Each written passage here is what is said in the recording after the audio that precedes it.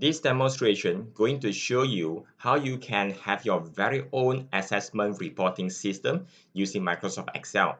The example used on the screen now is DASS21. It measures depression, anxiety, and skills level by using 21 questions here. And it has different scale or different scoring. When this is done, it will show the final result with the recommendation.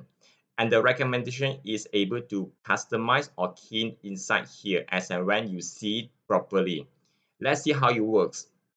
I go to survey the questions. Whenever I click on this, I will see the instruction appears on the screen from a scale of 0 to 3. If I enter incorrectly, example I key in A, it will give me an error and ask me to correct my answer again by having retry. So I can key 0, 1, 2, and as you can see, it will turn a number into a description without having the person to key in the whole thing and makes the survey question much more easier to complete. Let me complete this quickly.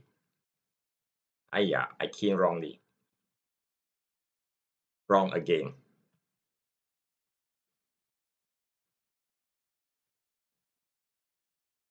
And once I'm done, I can see there's a button here. It says result. When I click, it will brings me to the worksheet. It shows the result.